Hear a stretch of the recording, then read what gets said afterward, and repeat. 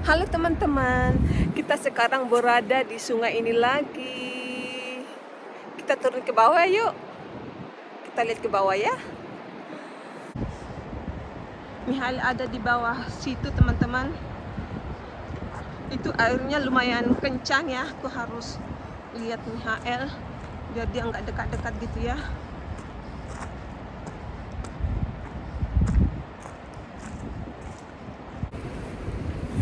Jadi aku mau cerita-cerita teman-teman ya. Aku pernah dimarahi nenek-nenek pas di lampu merah. Terus yang kedua pernah juga diteriakin abang-abang bule. Jadi aku ceritakan teman-teman ya.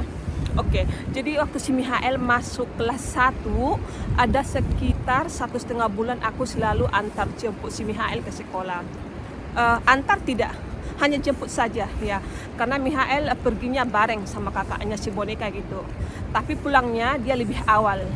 Tapi ada satu kali setiap hari Jumat Monica sama Mihail pulangnya bareng karena sama-sama 11:30 gitu selesai.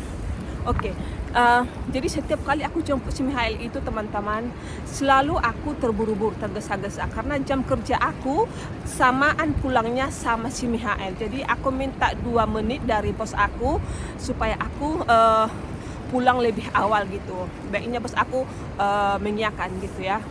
Nah terus aku kan naik sepeda dari tempat kerjaan. Aku bawa sepeda ini sampai ke perpustakaan. Nah, sepedanya aku parkir di perpustakaan. Terus jalan kaki ke sekolahnya si Mihail karena naik-naikan gitu. Jangan jauh-jauh sayang ya. Ya, itu tadi karena tergesa-gesa. Jadi aku kan di lampu merah gitu ya.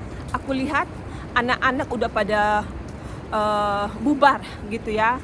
Nah, ada lampu merah, aku tunggu di situ, tapi kelamaan teman-teman. Terus yang aku perhatikan ada nenek-nenek yang nunggu juga, ada ibu sama anaknya sama bapak-bapak kalau nggak salah. Cuman itu yang aku perhatikan. Nah, aku lihat ini lampu merah kok lama sekali gitu ya. Aku takut si Mihail celingak-celinguk nyari aku gitu. Terus aku lihat kanan kiri nggak ada mobil, tidak ada sama sekali teman-teman. Tapi memang masih lampu merah, jadi aku nyebrang kan, baru beberapa langkah. Terus si nenek-nenek tadi bilang gini, "Si müssen also a Vorbild sein," katanya gitu. Artinya Anda harus menjadi contoh katanya, karena ada anak-anak di sini. Jadi jadi hati-hati teman-temannya, kalau di Jerman itu menyeberang ada nenek-nenek, perhatikannya, jangan terobos lampu merah. Kalian pasti diomelin sama si nenek-nenek ini. Jadi aku kan udah di tengah jalan nih. Itu jalannya mau nyebrang itu nggak terlalu panjang sih teman-teman, ke sana nggak terlalu lebar. Masih aku di tengah, itu lampu merah sudah berganti jadi hijau. Tapi bagaimanapun aku salah gitu ya, karena tadi lampu merah. Nah, jadi nenek-nenek di Jerman ini mereka itu galak-galak teman-teman. Kalau soal nyebrang lampu merah gitu. Jadi kan malu ya kalau dimarahin di lampu merah gitu. Jadi tunggu sampai lampu merah atau perhatikan ada tidak nenek-nenek gitu. Tapi kebanyakan sih ya mereka patuh-patuh sama lampu merah gitu. Cuman beberapa hari sesudahnya aku tahu ada nenek-nenek juga di lampu merah. Aku juga ada di situ. Ada cowok bule yang mungkin sekitar 18-20-an gitu.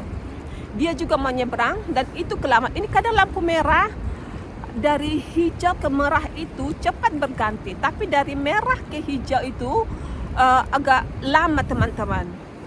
Jadi si cowok tadi itu yang di belakangku, dia hanya sebentar saja lihat kiri kanan terus dia pergi nyebrang gitu ya, karena memang kelamaan itu lampu merah.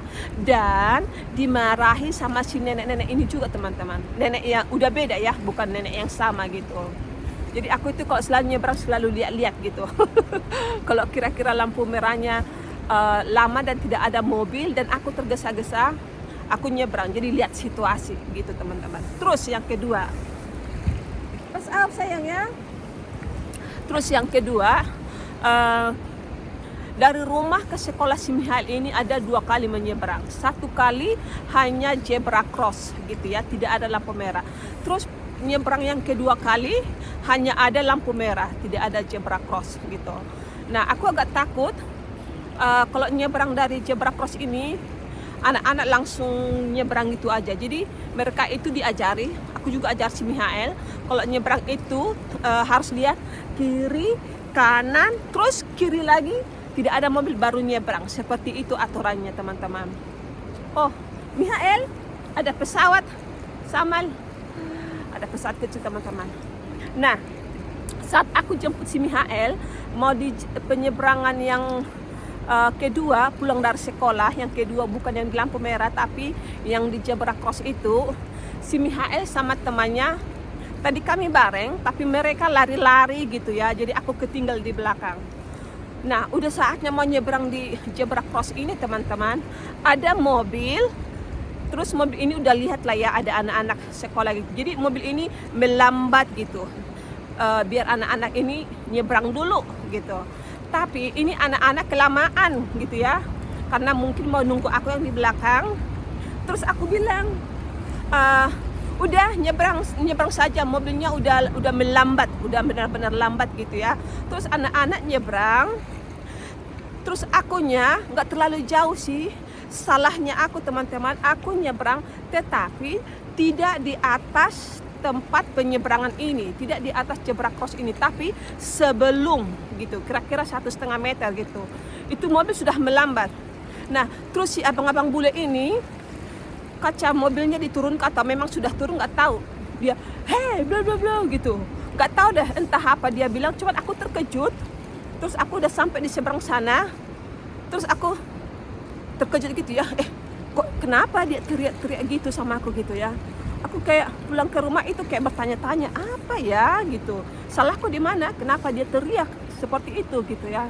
Nah, baru aku pikir-pikir lagi ya, nggak ada salah, nggak ada apa ya gitu.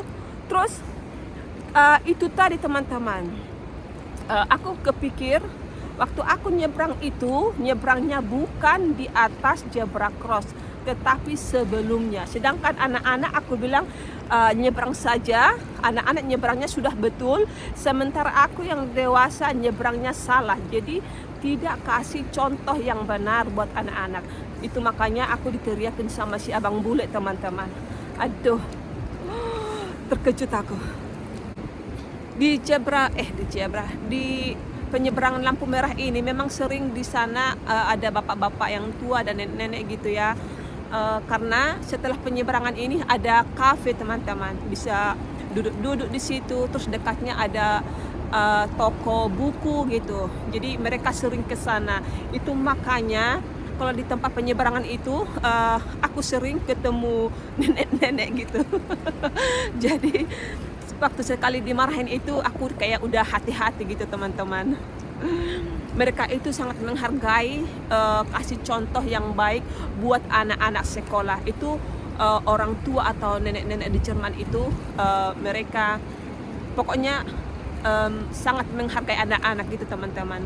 Kasih contoh yang baik, bagaimana caranya menyeberang, atau kadang ada juga yang misalnya kalau ada anak-anak yang mau nyebrang tapi kayak agak takut-takut gitu, karena kadang itu lampu merah pernah juga nggak berfungsi teman-teman, tapi nggak lama sih ya.